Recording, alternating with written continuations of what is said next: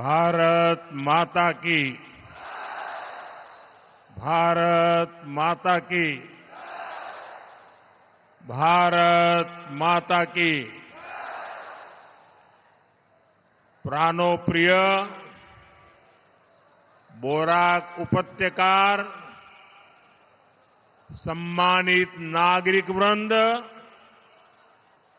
आपनादेर সবাইকে আমার প্রণাম জানাই।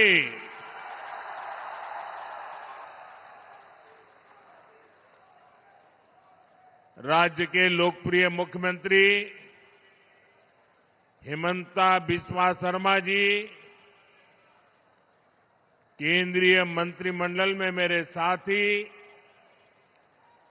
सर्बानंद सोनोवाल जी, उपस्थित राज्य सरकार के मंत्रीगण, जनप्रतिनिधिगण और मेरे प्यारे भाई और बहनों, संस्कृति, साहस और जीवंतता से भरपूर बराक वैली के आप सभी परिवारजनों के बीच आना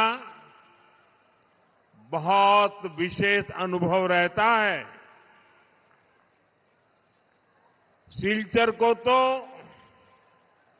बराक घाटी का गेटवे कहा जाता है।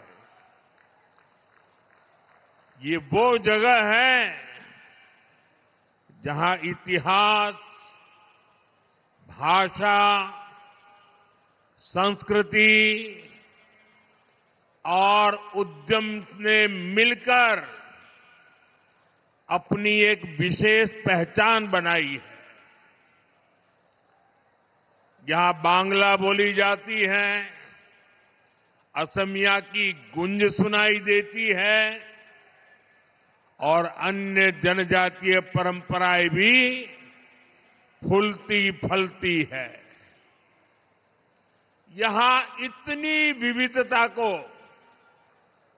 अपनी ताकत बनाकर आप सभी भाईचारे के साथ, सद्भाव के साथ इस पूरे क्षेत्र का विकास कर रहे हैं।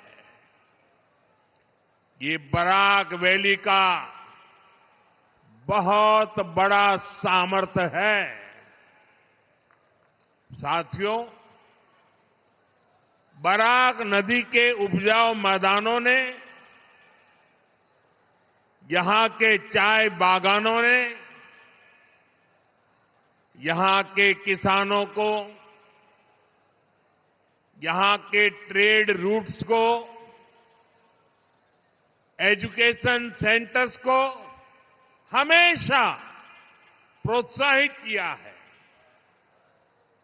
ये क्षेत्र असम ही नहीं, पूरे नॉर्थ ईस्ट और पश्चिम बंगाल को भी कनेक्ट करता है। बराक घाटी के इसी महत्व को 21वीं सदी में और अधिक सशक्त करने के लिए मैं आज आपके बीच आया हूं, आपके आशीर्वाद लेने आया हूं।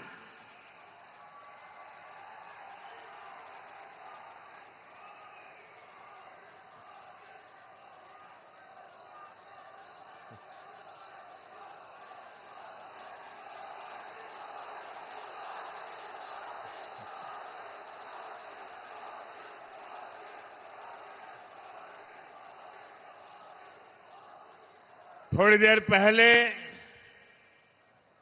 यहां बराक वैली की कनेक्टिविटी से जुड़े, नॉर्थ ईस्ट की कनेक्टिविटी से जुड़े हजारों करोड़ रुपए के प्रोजेक्ट का शिलान्यास और लोकार्पण हुआ है। रोड हो, रेल हो, एग्रीकल्चर कॉलेज हो, ऐसे हर प्रोजेक्ट से बराक वैली नॉर्थ ईस्ट का एक बड़ा लॉजिस्टिक और ट्रेड हब बनने जा रहा है। इससे यहां के नौजवानों के लिए रोजगार के, स्वरोजगार के अनगिनत अवसर बनने जा रहे हैं। मैं आप सभी को इन सारी विकास परियोजनाओं के लिए बहुत बहुत बधाई देता हूं।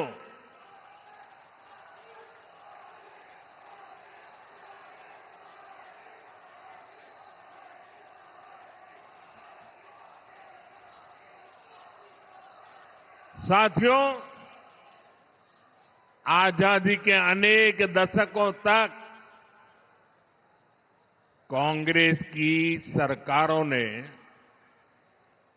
नॉर्थ ईस्ट को दिल्ली से और दिल से, दोनों से ही दूर रखा।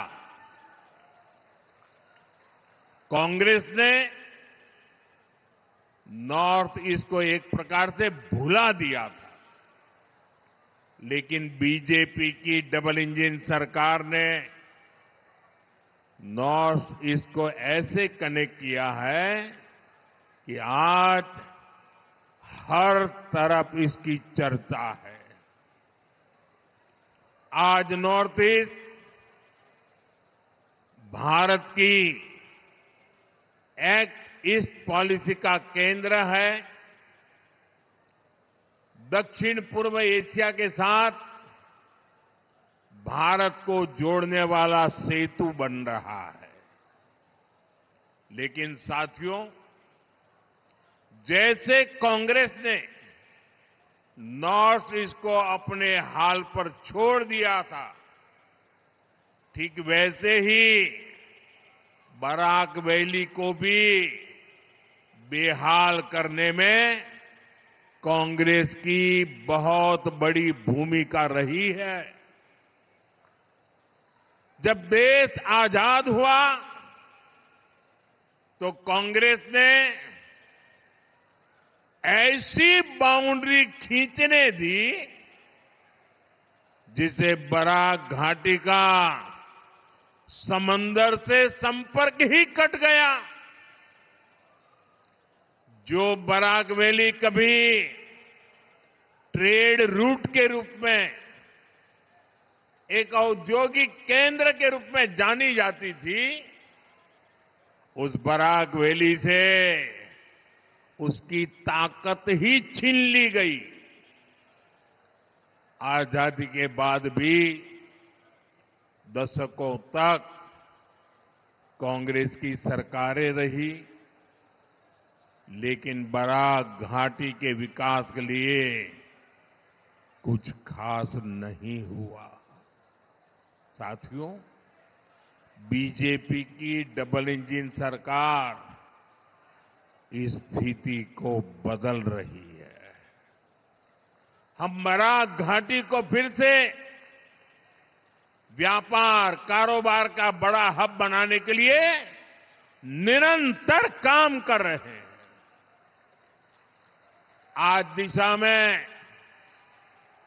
इस दिशा में एक बहुत बड़ा और अत्यंत महत्वपूर्ण कदम उठाया जा रहा है।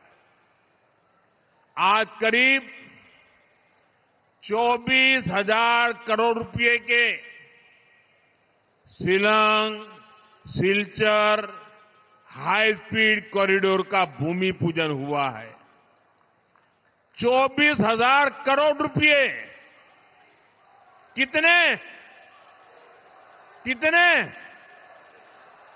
24,000 करोड़ रुपए।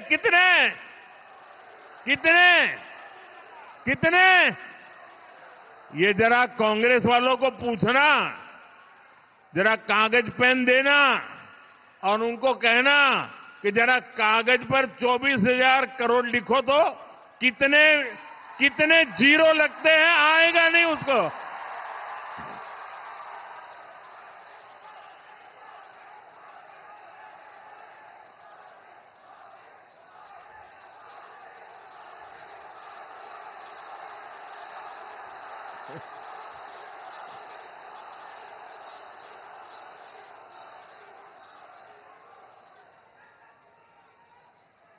ये कांग्रेस वालों के दिमाग का ताला जहां बंद हो जाता है ना, वहां हमारा काम शुरू हो जाता है।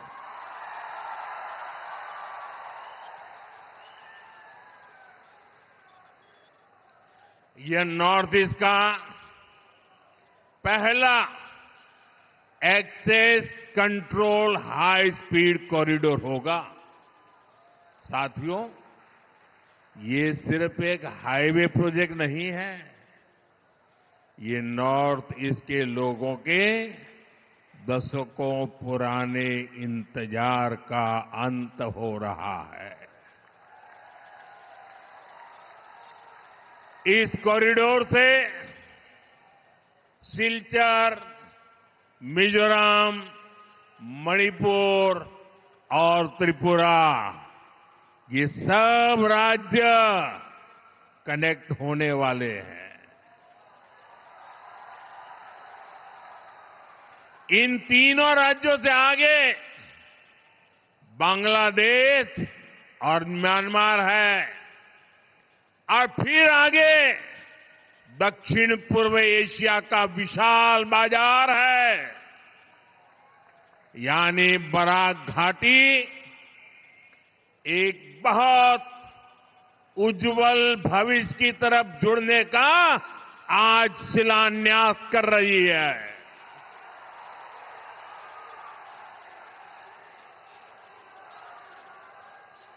इसका फायदा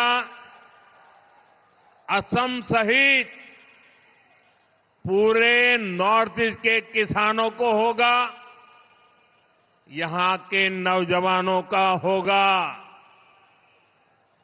इतनी अच्छी कनेक्टिविटी वाले ये सारा क्षेत्र बनने से इस पूरे क्षेत्र में इंडस्ट्री को बल मिलेगा, टूरिज्म को फायदा होगा, और सबसे बड़ी बात, हिंदुस्तान का कोना कोना आसानी से आप सबको से जुड़ जाने वाला है। साथियों, आप सभी यहां सिलचर में ट्रैफिक को लेकर भी काफी परेशान रहे हैं।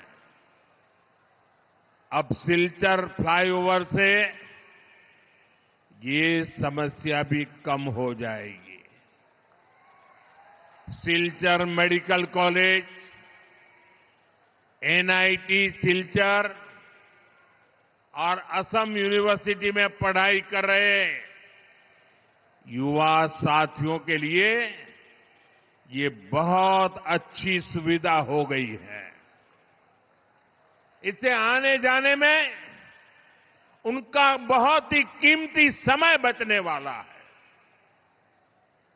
साथियों, डबल इंजन की बीजेपी सरकार असम की रेल कनेक्टिविटी पर भी बहुत अधिक काम कर रही है। खासतौर पर रेलवे का बिजलीकरण हमारी बहुत बड़ी प्राथमिकता रहा है। अब असम का 2500 किलोमीटर से अधिक का रेल नेटवर्क अब इलेक्ट्रीफाई हो चुका है। अब यहां भी तेज गति से ट्रेनें चल पाएगी। इससे बराक वैली के स्वच्छ वातावरण को भी फायदा मिलेगा। साथियों, बराक वैली के किसानों और यहां के चाय बागानों में काम करने वाले श्रमिकों का असम के विकास में बहुत बड़ा योगदान है। डबल इंजन सरकार किसानों के कल्याण के लिए निरंतर कदम उठा रही है। कल ही गुवाहाटी से मैंने पीएम किसान सम्मान निधि की अगली किस्त जारी की है। अब तक पीएम किसान सम्मान निधि का देश के किसानों को लाखों करोड़ रुपया और अकेले हमारे असम के किसानों को 20,000 करोड़ रुपए से ज्यादा पैसा असम के किसानों को मिल चुका है। अब आप सोचिए, हमने 10 साल में यहां के किसानों की जेब में 20,000 करोड़ रुपया उनके जेब में दिया है। ये कांग्रेस वालों ने 10 साल राज किया। प्रधानमंत्री तो असम से चुन करके गए थे, उसके बावजूद भी एक फूटी कोड़ी नहीं दी, एक फूटी कोड़ी किसानों को नहीं दी। हमने 20,000 करोड़ रुपया दिया है।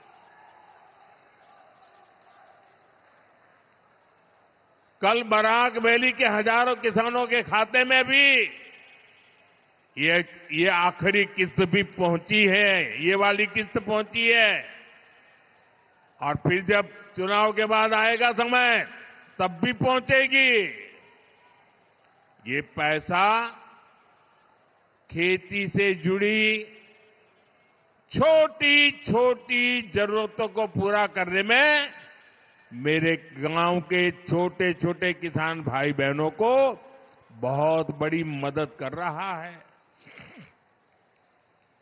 साथियों, बराक वैली अब अपनी फसलों के लिए ही नहीं, बल्कि कृषि से जुड़ी पढ़ाई और रिसर्च के लिए भी जानी जाएगी। पत्थरकांडी में बराक घाटी के पहले एग्रीकल्चर कॉलेज का निर्माण कार्य आज से शुरू हो गया है।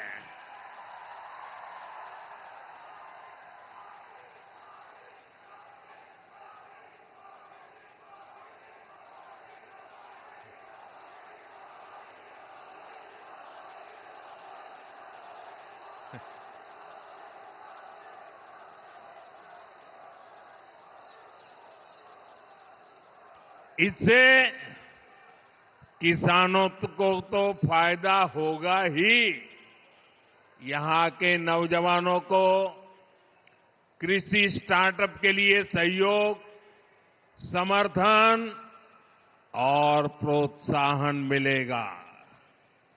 साथियों, भाजपा का मंत्र है, जो विकास की दौड़ में पीछे रह गया उसे प्राथमिकता देना।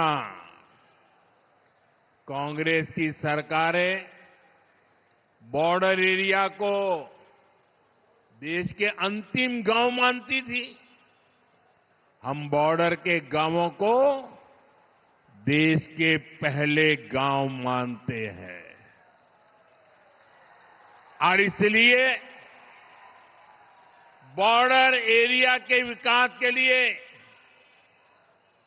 कछार जिले से ही वाइब्रेंट विलेज प्रोग्राम का अगला चरण शुरू किया था।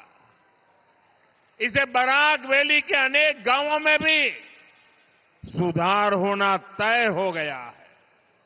साथियों, यहां बड़ी संख्या में चाय बागानों में कार्य करने वाले साथी भी हैं। असम सरकार ने चाय बागानों से जुड़े हजारों परिवारों को उनकी जमीन का अधिकार देने का ऐतिहासिक काम किया है। वो इन परिवारों के भविष्य को बदलने की एक बड़ी शुरुआत है। जमीन के पट्टे मिलने से इन परिवारों को सुरक्षा मिली है, उन्हें सम्मान का जीवन मिलना सुनिश्चित हुआ है। साथियों, आप जरा वहां से दूर रहिए, अब जगह नहीं है, आगे नहीं आ सकते हैं। देखिए वहां से जरा दूर रहिए उनको, अब आगे नहीं आ सकते भैया। अरे हमारे असम के भाई बहन तो बड़े समझदार हैं। आपका ये प्यार, आपका आशीर्वाद, ये इतनी बड़ी ताकत है। कृपा करके आप साथियों, मैं हेमंता जी की सरकार को बधाई देता हूं। चाय बागानों में करीब 200 सालों से सेवा दे रही अनेक पीढ़ियों के संघर्ष को आपने आज सम्मान दिया है।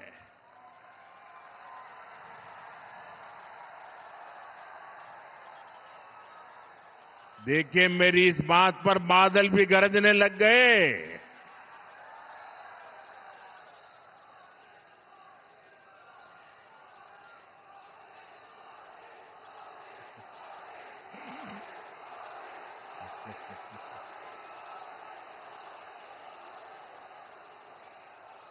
मुझे खुशी है जिनको पहले की सरकारों ने अपने हाल पर छोड़ दिया था, उनकी सूद बीजेपी सरकार ने ली है।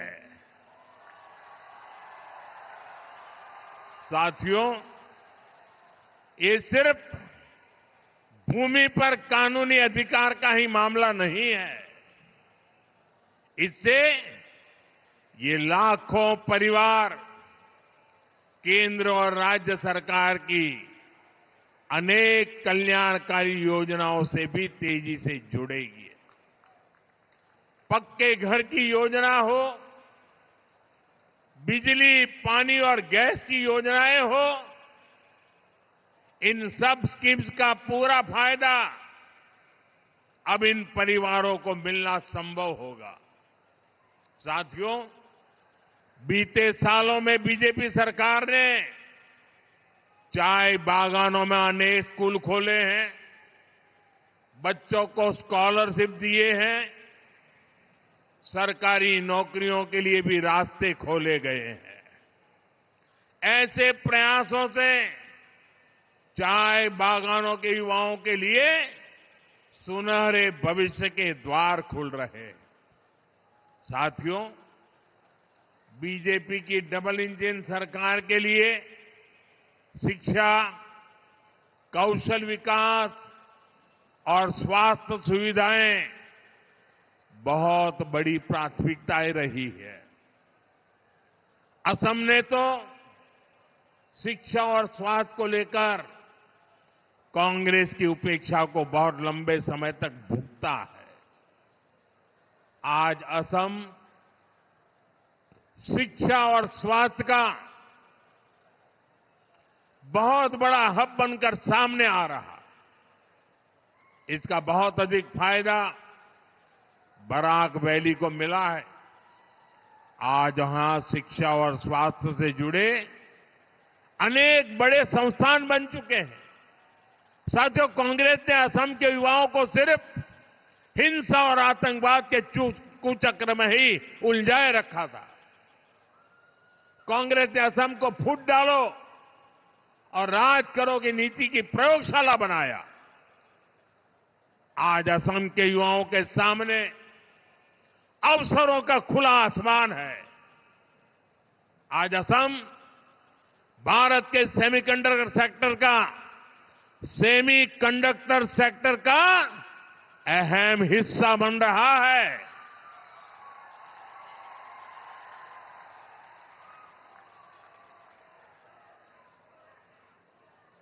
यहां नेक्स्ट जनरेशन टेक्नोलॉजी से जुड़ा इकोसिस्टम और टैलेंट तैयार हो रहा है। यहां आईआईटी और आईआईएम जैसे संस्थान बन रहे हैं। मेडिकल कॉलेज, एम्स और कैंसर अस्पतालों का सशक्त नेटवर्क बन रहा है। शांति और प्रगति का यह नया दौर अनेक बलिदानों और अनेक प्रयासों से आया है।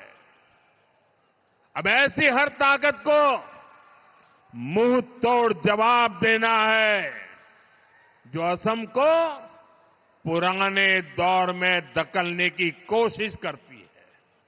साथियों, आज मैं सिलचर से असम को सावधान सतर्क भी करना चाहता हूं।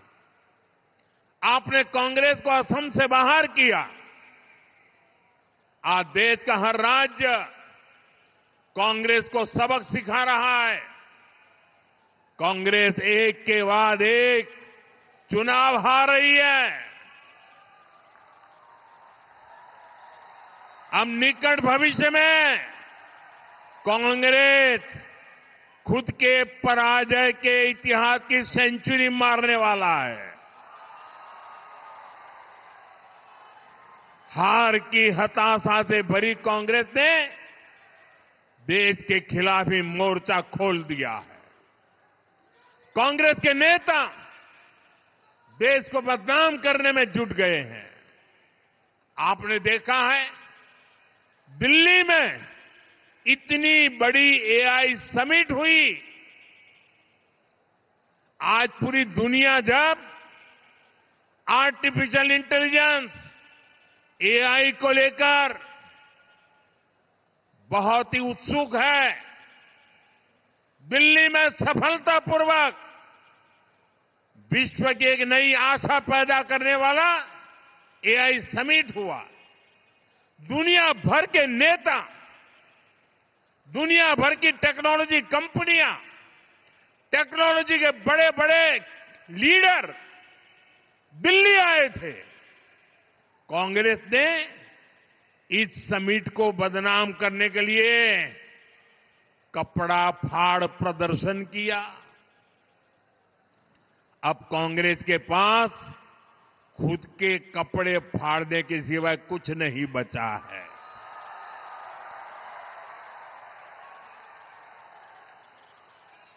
पूरे देश ने कांग्रेस के इस भोंडे और भद्दे प्रदर्शन की आलोचना की,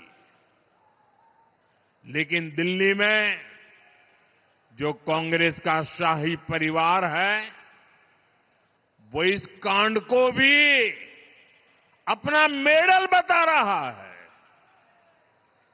देश को बदनाम करने वालों की वाहवाही कर रहा है। ऐसी कांग्रेस जो देश की विरोधी हो, वो किसी राज्य का भला नहीं कर सकती।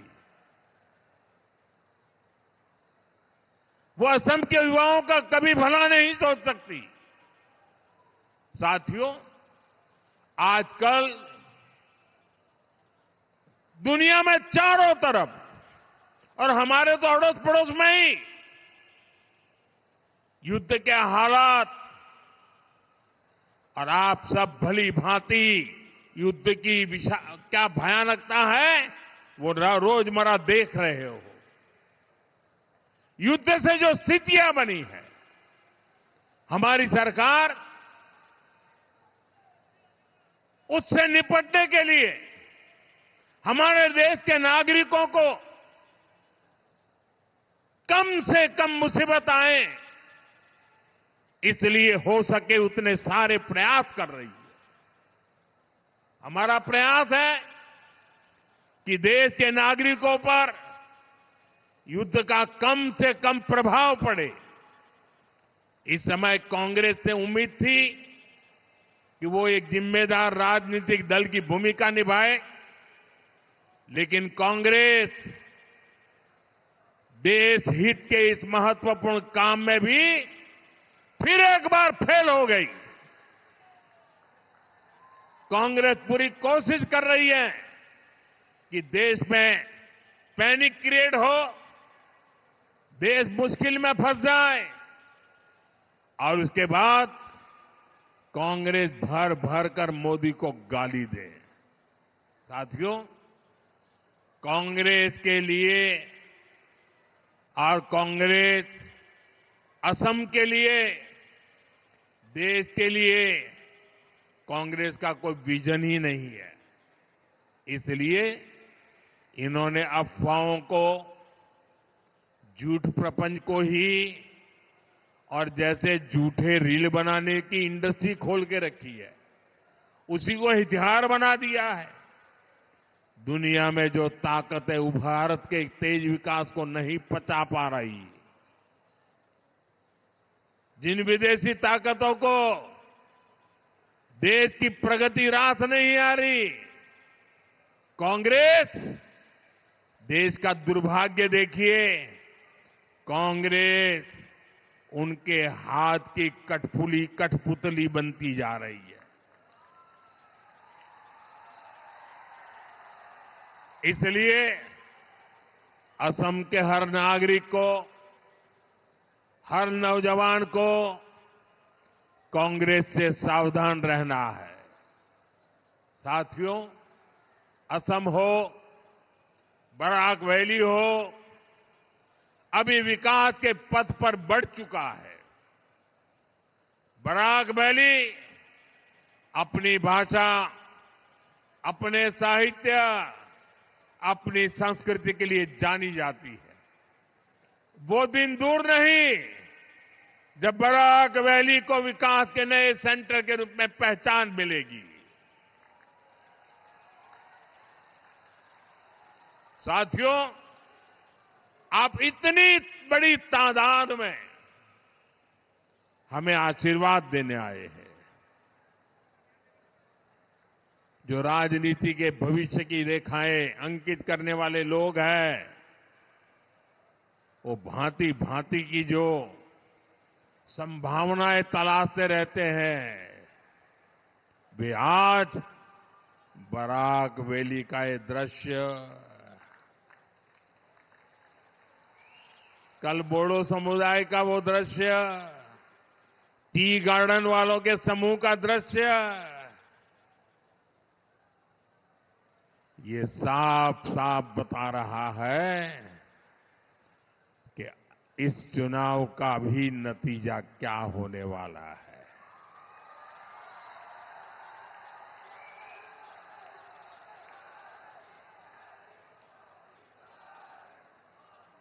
और आप इतनी बड़ी तादाद में आशीर्वाद देने के लिए आए हैं, मैं आपका हृदय से आभार व्यक्त करता हूं और आप सभी को फिर से विकास परियोजना की बहुत बहुत बधाई देता हूं। मेरे साथ बोले, भारत माता की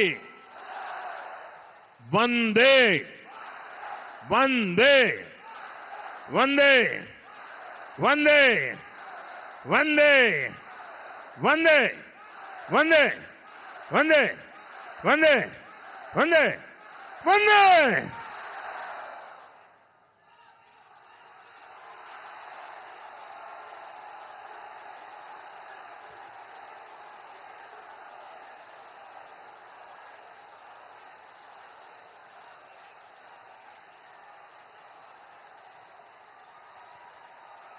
धन्यवाद माननीय प्रधानमंत्री जी। आपके तेजस्वी मार्गदर्शन और गरिमामयी उपस्थिति हमारे लिए अत्यंत प्रेरणादायक रही है।